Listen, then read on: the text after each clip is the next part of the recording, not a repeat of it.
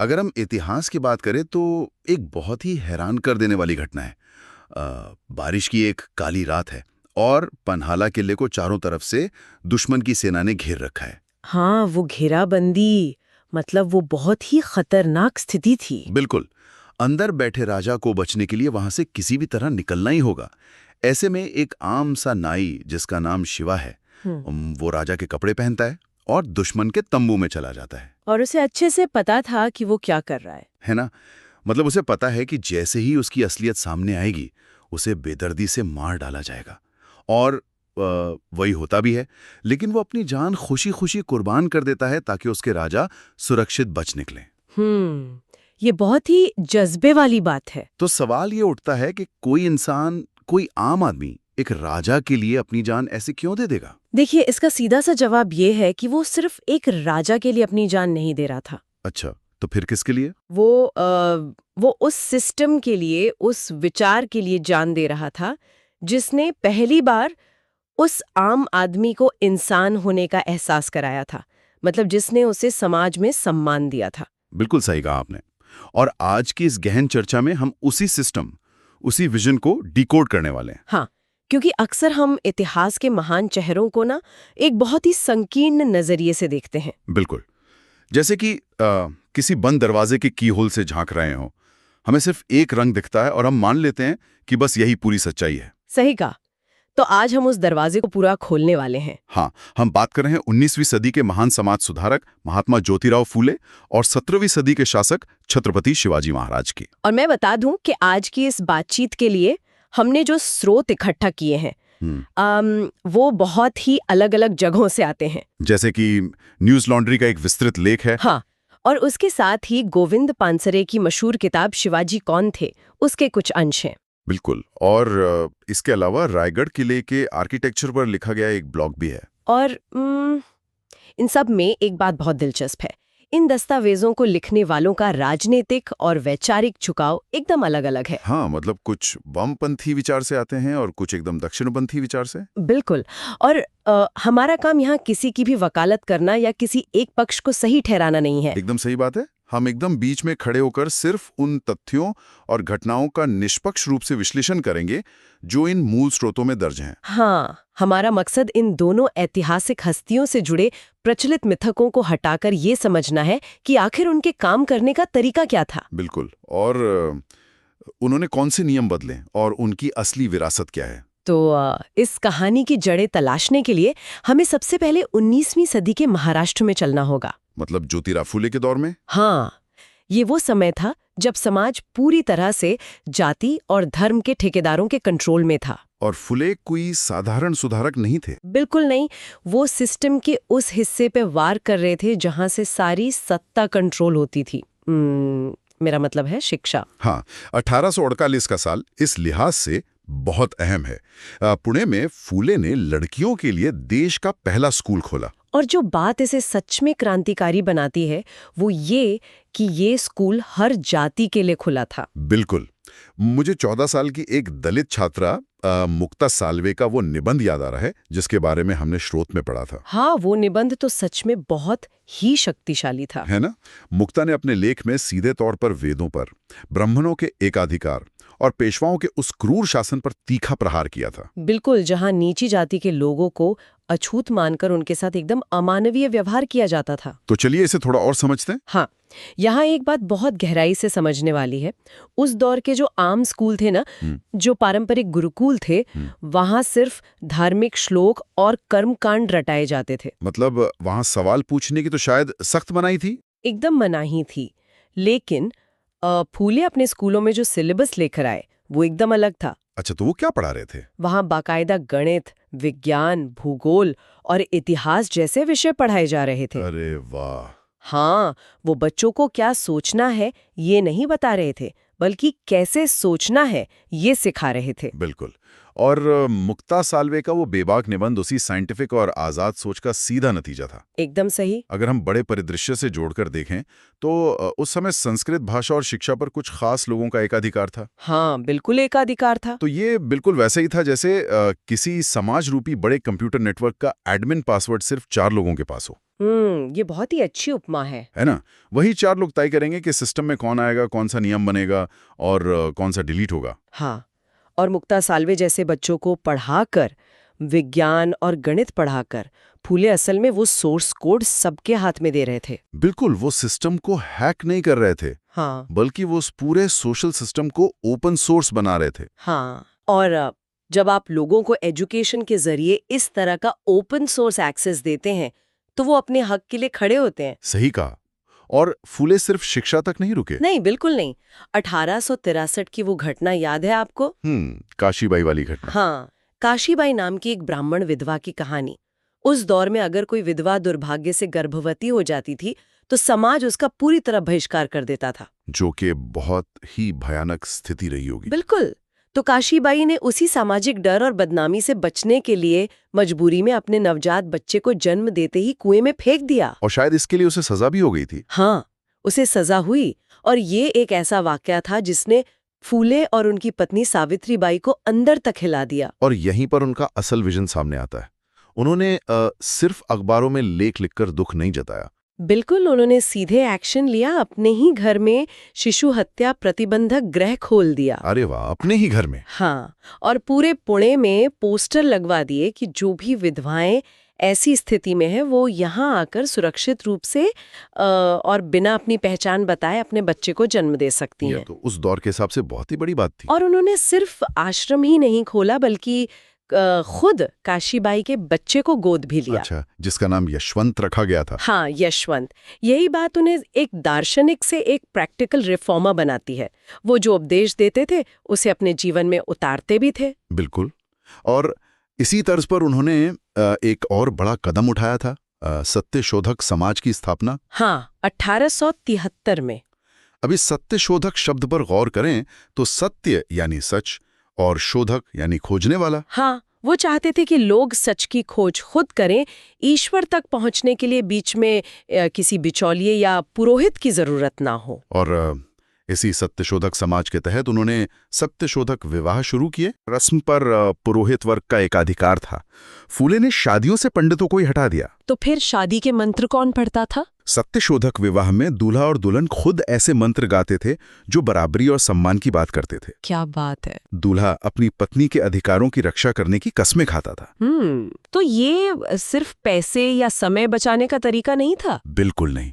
ये शोषित वर्गों को ये बताने का तरीका था कि तुम्हारे जिंदगी के सबसे अहम पलों पर तुम्हारा खुद का कंट्रोल है। ये सीधे सीधे आत्मसम्मान की एक वैचारिक लड़ाई थी। और जब हम इसी आत्मसम्मान और शोषितों के हक की बात करते हैं तो एक बहुत ही दिलचस्प कनेक्शन सामने आता है। वो पोवाड़ा वाला कनेक्शन। हाँ बिल्कुल। महात्मा फुले ने 1869 में छत्रपति शिवाजी महाराज पर एक पोवाड़ा यानी एक वीर गाथा लिखी थी।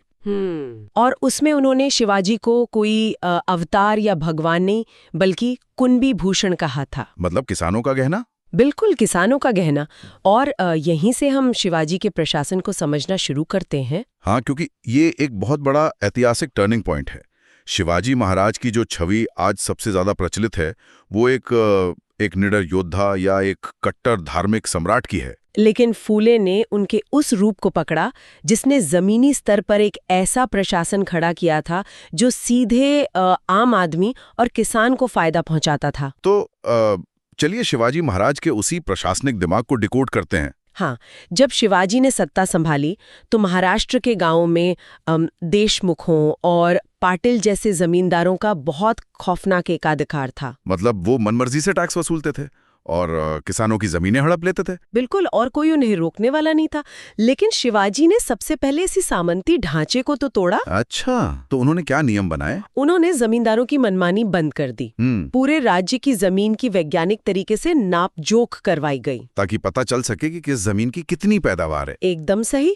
और उस हिसाब से सीधे राज्य को टैक्स दिया जाएगा। किसी जमींदार को बीच में से कमीशन खाने का कोई हक नहीं रहा। और मैंने पढ़ा था कि अकाल या सूखे के समय उनका रवैया बहुत बहुत अलग होता था। हाँ, अकाल के समय टैक्स न सिर्फ माफ कर दिया जाता था, बल्कि किसानों को बीज और जानवर खरीदने के लिए राज्य के खजाने से नकद मदद भी दी जाती थी। ये तो बहुत ही दूरदर्शी सोच थी। उनका वो एक आदेश तो एकदम हैरान कर देता है, जिसमें उन्होंने अपनी सेना को सख्त हिदायत दी थी।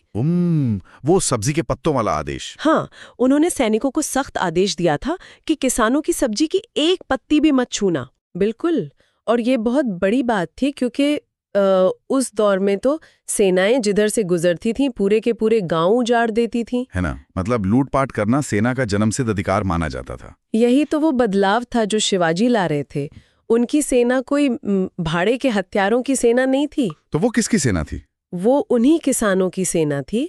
बारिश के मौसम में जब युद्ध नहीं होते थे तो सैनिक अपने खेतों में वापस लौट जाते थे और खेती करते थे। ये तो बहुत ही अलग मॉडल है। और प्रशासन की भाषा को भी उन्होंने फारसी से हटाकर मराठी में बदल दिया था। हाँ, ऐसा इसलिए किया गया ताकि एक आम किसान भी समझ सके कि राजकाज में क्या चल रहा है और अदालत में क्या फैसले हो रहे हैं। पर यहाँ एक सवाल उठता है, मुझे इस पूरी कहानी में एक बड़ा विरोधाभास नजर आ रहा है। कैसा विरोधाभास? अगर हम पढ़े गए दस्तावेजों को पलटें तो उनमें सूरत की लूट का भी विस्तार से जिक्र है और जावली पर कब्जे के दौरान चंद्रराव मोरे की हत्या का भी। हाँ, ये दोनों घटनाएं स्रोतों में विस्तार से दी गई हैं। तो अब आप एक तरफ कह रही हैं कि वो किसानों के गहने थे, किसी की एक पत्ती नहीं छूने देते थे, और दूसरी तरफ वो सूरत जैसे समृद्ध शहर को लूट रहे हैं जो आम व्यापारियों का शहर था। ये कैसा न्याय है? देखिए, ये एक बहुत ही तार्किक सवाल है और इसका जवाब शिवाजी की उसी प्रशासनिक बुद्धिमत्ता में छिपा है। अच्छा, वो कैसे? शिवाजी कोई सन्यासी या सिर्फ आदर्शवादी व्यक्ति नहीं थे। वो एक व्यवहारिक शासक थे, एक राज्य का निर्माण कर रहे थे। सूरत मुगल साम्राज्य का सबसे अमीर बंदरगाह था। हाँ, ये तो है। तो सूरत पर हमले से जो भी पैसा मिला वो शिवाजी या उनके सरदारों के निजी तिजोरियों में नहीं गया। उसका एक एक सिक्का सीधे राजकोष में यानी सरकारी खजाने में जमा हुआ। लेकिन उस बड़े खजाने का इस्तेमाल कहाँ हुआ? यहीं पर उनकी सबसे बड़ी आर्थिक क्रांति आती है। नकद वेतन यानी कैश सैलरी। कैश सैलरी उस जमाने में? बिल्कुल। उस समय पूरी दुनिया में सैनिकों को जमीनें देकर या दुश्मन को लूटने की छूट देकर काम चलाया जाता था। अब जब सैनिक को पता है कि उसकी सैलरी दुश्मन को लूटने से मिलेगी तो वो आम जनता पर कहर बरपाएगा ही। ये बात तो एकदम सही है। तो शिवाजी ने क्या किया कि सूरत की लूट के पैसे से एक सॉलिड कैश रिजर्व बनाया और उसी सैलरी दी। हाँ, उन्होंने अपनी सेना और अधिकारियों को नियमित रूप से नकद वेतन देना शुरू किया। जब सैनिक की जेब में तय समय पर सैलरी आने लगी तो उसे आम जनता को लूटने की जरूरत ही नहीं पड़ी। क्या बात है, मतलब उन्होंने लूट की बीमारी को खत्म करने के लिए ही एक बार बड़ा खजाना लूटा ताकि पूरे सिस्टम को कैश इकोनॉमी पे शिफ्ट किया जा सके। बिल्कुल। इस तरह सूरत की लूट ने असल में मराठा साम्राज्य में अनुशासन और एक स्थिर इकोनॉमी की नींव रखी। और जावली वाले मामले का क्या लॉजिक था? देखिए, जावली की घटना उस दौर की एक क्रूर राजनीतिक आवश्यकता थी। चंद्रराव मोरे स्वराज्य के रास्ते में एक बहुत बड़ी रुकावट थे और मुगलों के साथ मिलकर साजिश कर रहे थे। तो उन्हें हटाना जरूरी था। हाँ, शिवाजी का लक्ष्य बहुत स्पष्ट था, स्वराज की स्थापना। और उस बड़े लक्ष्य को हासिल करने के लिए जो भी कठोर राजनीतिक या सैन्य फैसले लेने पड़े उन्होंने लिए। ये स्पष्टता वाकई बहुत जरूरी है। अब अगर कठोर फैसलों की बात हुई रही है तो हमें उस न्याय व्यवस्था की भी बात करनी चाहिए जो शिवाजी ने लागू की थी, खासतौर पर महिलाओं की सुरक्षा के मामले में। बिल्कुल। जो भाव फूले के विचारों में शोषितों के लिए दिखता है वही सख्ती शिवाजी के कानूनों में नजर आती है। हाँ, उस सामंती दौर में महिलाओं को ना युद्ध की संपत्ति या लूट का हिस्सा माना जाता था, लेकिन शिवाजी ने इस मानसिकता पर सीधा प्रहार किया। जैसे रांझा गांव के पाटिल का उदाहरण हमारे सामने है। बिल्कुल। उस आदमी ने एक गरीब किसान लड़की के साथ बलात्कार किया था। शिवाजी ने बिना कोई वक्त गवाए बीच चौराहे पर उस पाटिल के हाथ पैर काटने का आदेश दे दिया था। ये तो बहुत ही खौफनाक सजा थी। और सिर्फ दुश्मनों के लिए नहीं, हमने कल्याण के सूबेदार वाली घटना भी पढ़ी है। हाँ, जहां युद्ध जीतने के बाद एक बहुत ही खूबसूरत मुस्लिम महिला को तोहफे के तौर पर शिवाजी के सामने पेश किया गया था। और शिवाजी ने उसे अपनी माँ के समान बताकर पूरे सम्मान के साथ वापस उसके घर भिजवा दिया। और सबसे बड़ी बात तो तब हुई जब उनके अपने एक बहुत करीबी सेनापति ने अपराध किया। आप साकूजी गायकवाड़ की बात कर रही हैं ना? हाँ, बेलवाड़ी किले को जीतने के बाद साकूजी गायकवाड़ नाम के सेनापति ने उस किले की रक्षा कर रही सावित्रीबाई देसाई के साथ दुष्कर्म किया, जो कि बहुत ही घिनौना काम था। बिल्कुल। और जब शिवाजी को ये बात पता चली तो उन्होंने इस बात की बिल्कुल परवाह नहीं की कि साकूजी उनका कितना वफादार या कितना बड़ा अधिकारी है। उन्होंने तुरंत सजा सुना दी। हाँ, उन्होंने तुरंत साकूजी की आंखें निकाल लेने और उसे आजीवन कारावास में डालने की सजा सुनाई। अगर मैं इसे आज की दुनिया से जोड़कर देखूं ना, तो कॉर्पोरेट वर्ल्ड में अक्सर क्या होता है? क्या होता है? जब कोई टॉप लेवल का एग्जीक्यूटिव या बहुत रेवेन्यू लाने वाला बड़ा अधिकारी कोई गंभीर गलती करता है, तो कंपनियां अपनी बदनामी के डर से उस मामले को दबाने की कोशिश करती हैं। हाँ, अक्सर ऐसा ही देखने को मिलता है। उसे चुपचाप निकाल देती हैं या कुछ सेटलमेंट कर लेते हैं। बिल्कुल। लेकिन शिवाजी ने अपने ही टॉप परफॉर्मिंग जनरल को सबके सामने ऐसी सख्त सजा दी। ये पूरे राज्य के लिए एक मैसेज था कि जब बात महिलाओं की सुरक्षा की होगी तो कानून सबके लिए बराबर है। एकदम सही। और इसी न्यायपूर्ण रवैये की वजह से वो आम जनता यानी रैयत शिवाजी के लिए अपनी जान देने को तैयार रहती थी। जैसे वो नाई शिवा, जिसकी कहानी हमने शुरू में सुनी थी। बिल्कुल। वो खुद को शिवाजी बताकर खुशी खुशी अपनी गर्दन कटवाने क्यों चला गया? क्योंकि उसे पता था कि ये राजा अगर जिंदा रहा तो मेरी बेटियों को, मेरे खेत को, मेरी गरिमा को कोई आंच नहीं आएगी। मतलब ये किसी व्यक्ति की अंधी आज्ञाकारिता नहीं थी, बल्कि एक सुरक्षित और न्यायपूर्ण सिस्टम के प्रति वफादारी थी। हाँ, ये एक विचार के प्रति समर्पण था। लेकिन यहाँ जो सबसे दिलचस्प बात है, जब इतने सारे स्पष्ट ऐतिहासिक तथ्य मौजूद हैं, तो फिर ये नैरेटिव कहाँ से आ गया कि शिवाजी सिर्फ एक हिंदू सम्राट थे जो मुगलों के खिलाफ कोई धार्मिक युद्ध लड़ रहे थे? यही तो इतिहास की सबसे बड़ी जटिलता है, जिसे समझना बहुत जरूरी है। अगर हम उस दौर के सैन्य और प्रशासनिक ढांचे को करीब से देखें ना, तो ये धार्मिक युद्ध वाला मिथक अपने आप टूट जाता है। वो कैसे? देखिए, शिवाजी की सेना के कई अहम पदों पर मुसलमान अधिकारी तैनात थे। उनके तोपखाने का प्रमुख इब्राहिम खान था। और नौसेना का प्रमुख भी तो कोई मुस्लिम ही का ना? हाँ, नौसेना का प्रमुख दौलत खान था। और तो और जब शिवाजी औरंगजेब की कैद में आगरा में थे, तो वहां से भागने में उनकी मदद करने वाला उनका निजी अंगरक्षक एक मुस्लिम युवक ही था, मदारी मेहतर। ये तो एक तरफ की बात हुई। दूसरी तरफ अगर हम देखें तो औरंगजेब की तरफ से शिवाजी को हराने के लिए जो सबसे बड़ा सेनापति भेजा गया था, वो मिर्जा राजा जयसिंह था, जो कि एक हिंदू राजपूत था। बिल्कुल। इतना ही नहीं, खुद शिवाजी को अपने ही धर्म के कई मराठा सरदारों से युद्ध लड़ना पड़ा था, बिल्कुल, जैसे मौर्य और घोरपड़े। इसका सीधा सा मतलब ये है कि वो लड़ाइयां धर्म को बचाने या मिटाने के लिए नहीं हो रही थी। वो सत्ता, जमीन, संसाधनों और राजनीतिक वर्चस्व के लिए लड़ी जा रही थी। ये बात बिल्कुल आज के कॉर्पोरेट जगत की तरह है। मतलब एक कर्मचारी की वफादारी उस कंपनी के प्रति होती है जो उसे सैलरी देती है, ना कि इस बात पर कि उस कंपनी का बॉस किस धर्म का है। बहुत ही सही उदाहरण दिया आपने। लेकिन यहाँ एक और पेचीदा सवाल आता है। हाँ, पूछिए। अगर ये सब राजनीति थी, तो फिर इतिहास में राजाओं द्वारा मंदिर तोड़ने के इतने जिक्र क्यों आते हैं? क्या वो धार्मिक कट्टरता नहीं थी? देखिए, मंदिरों को तोड़ने के पीछे अक्सर मुख्य कारण उस समय की अर्थव्यवस्था और राजनीति हुआ करती थी। अच्छा, मतलब सिर्फ धर्म नहीं था? नहीं, उस दौर में ना मंदिर अकूत संपत्ति के केंद्र होते थे, वहां खजाने भरे होते थे।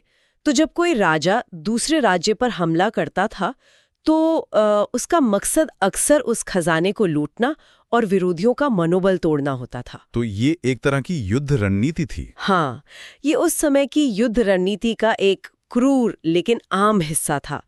और मैं बता दूं कि खुद कई हिंदू राजाओं द्वारा अपनी सत्ता और खजाने को बढ़ाने के लिए दूसरे राज्यों के मंदिरों को लूटने के प्रमाण दस्तावेजों में मौजूद हैं। ये तो बहुत ही अलग नजरिया है चीजों को देखने का। और ये बात औरंगजेब द्वारा लगाए गए जजिया कर वाले मामले से और साफ हो जाती है। हाँ, जजिया वो टैक्स था जो गैर मुस्लिमों को देना पड़ता था। बिल्कुल। और इसके विरोध में शिवाजी ने औरंगजेब को एक बहुत ही कड़ा पत्र लिखा था। उसमें उन्होंने औरंगजेब को कोई धार्मिक धमकी नहीं दी, बल्कि उसी के परदादा सम्राट अकबर की सहिष्णुता का उदाहरण दिया था। और उन्होंने उस पत्र में ये भी लिखा था कि कुरान सिर्फ मुसलमानों के लिए नहीं है बल्कि पूरी दुनिया के लिए है। जरा उस इंसान की वैचारिक गहराई के बारे में सोचिए। जो इंसान खुद इतनी गहरी धार्मिक सहिष्णुता की बात कर रहा है, क्या वो सिर्फ एक धर्म से नफरत करने वाला कट्टर शासक हो सकता है? कतई नहीं। उनका विजन बहुत बड़ा और समावेशी था। और उनके इसी विशाल विजन का सबसे बड़ा भौतिक प्रमाण आज भी पश्चिमी घाट की पहाड़ियों पर खड़ा है। मेरा मतलब है रायगढ़ का किला। हाँ, हमारे स्रोत में जो यात्रा वृत्तांत है वो सीधे हमें उन बादलों से घिरी चोटियों पर ले जाता है। 1656 में इसे राजधानी बनाया गया था। पर ये सिर्फ पत्थरों की दीवारें नहीं हैं, ये उनके दिमाग का ब्लूप्रिंट है। बिल्कुल। वहाँ का जो राज दरबार है वो वास्तुकला और अकाउस्टिक्स यानी ध्वनि विज्ञान का एक अद्भुत चमत्कार है। मैंने पढ़ा था कि वहाँ आवाज बहुत साफ सुनाई देती थी। हाँ, उस विशाल दरबार के किसी भी कोने से अगर कोई धीमी आवाज में भी बोलता था तो वो आवाज सीधे शिवाजी महाराज के सिंहासन तक एकदम स्पष्ट सुनाई देती थी, जिसे मेघडंबरी कहा जाता है। हाँ, मेघडंबरी। और इसका मतलब सिर्फ आर्किटेक्चर नहीं था, इसका प्रतीकात्मक मतलब ये था कि राज्य के आखिरी कोने में खड़े गरीब इंसान की बात भी सीधे राजा तक पहुंचनी चाहिए। तो इस सब का मतलब क्या है? जब हम धुंध से घिरे रायगढ़ किले के इन खंडरों को देखते हैं तो वे हमें शिवाजी के शासन के बारे में क्या बताते हैं? वो बताते हैं कि उनका प्रशासन कितना व्यवस्थित था। वहाँ टकमक टोक है जहाँ से सजा दी जाती थी, जो कठोर न्याय का प्रतीक है। रानियों के लिए सुरक्षित मेना दरवाजा है। और जगदीश्वर मंदिर भी तो है जहाँ शिवाजी महाराज की समाधि है। हाँ, और उसी के पास उनके सबसे वफादार कुत्ते वाघ्या की भी कब्र है, जो दिखाता है कि वो वफादारी की कितनी कदर करते थे। अगर हम किले की पूरी संरचना को देखें, जैसे गुप्त अन्न भंडार और अष्टप्रधान यानी उनके 8 मंत्रियों के आवास, तो ये सिर्फ एक सैन्य किला नहीं था, ये एक दूरदर्शी प्रशासनिक दिमाग का जीता जागता सबूत है। तो अगर हम आज की इस पूरी चर्चा को समेटें तो तस्वीर एकदम साफ हो जाती है। ज्योतिराव फूले और छत्रपति शिवाजी महाराज दोनों ही सिर्फ विद्रोही या योद्धा नहीं थे। बिल्कुल, वो दोनों सिस्टम को बदलने वाले आर्किटेक्ट थे। जहां फूले ने अज्ञानता और जातिवाद के खिलाफ लड़ाई लड़ी, उस सिस्टम के सोर्स कोड को तोड़ा, वहीं शिवाजी ने सामंती लूट और अन्याय के खिलाफ एक जन कल्याणकारी राज्य की स्थापना की। हाँ, दोनों का लक्ष्य शोषित को उसका अधिकार और आत्मसम्मान वापस दिलाना था। और यही वजह है कि सुनने वालों के लिए ये समझना बहुत ज़रूरी हो जाता है कि व्हाट्सएप यूनिवर्सिटी और सतही कहानियों से बाहर निकलकर प्राथमिक स्रोतों को पढ़ना क्यों ज़रूरी है। सही जानकारी ही हमें इतिहास को उसकी पूरी जटिलता के साथ समझने में मदद करती है। बिल्कुल। और आज के सफ़र को ख़त्म करते हुए श्रोताओं के लिए एक विचार छोड़कर जाना चाहूँगा। अगर इतिहास हमेशा ताकतवर लोगों द्वारा अपने हिसाब से लिखा या बदला जाता है तो ज़रा सोचिए। सोचने वाली बात है कि ऐसे और कितने ऐतिहासिक महापुरुष होंगे जिनकी असली क्रांतिकारी पहचान को बाद की पीढ़ियों ने अपने राजनीतिक फायदों के लिए पूरी तरह से बदल दिया होगा, और असली सच्चाई आज भी कहीं दबी भी होगी।